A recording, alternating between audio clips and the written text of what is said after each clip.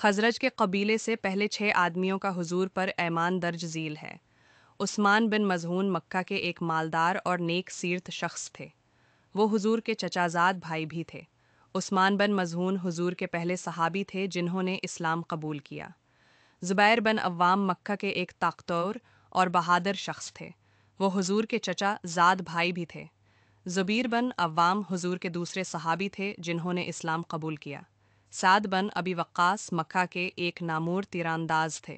وہ حضور کے پہلے صحابی تھے جنہوں نے ہجرت کی۔ عبد الرحمن بن عوف مکہ کے ایک امیر اور باثر شخص تھے۔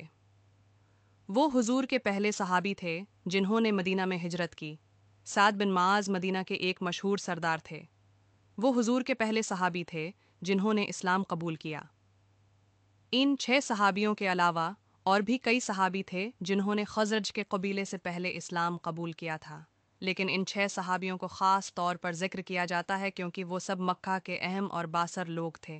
ان کے اسلام قبول کرنے سے اہل مکہ میں اسلام کا بول بالا ہوا اور لوگوں کو اسلام کی طرف راغب ہونے میں مدد ملی۔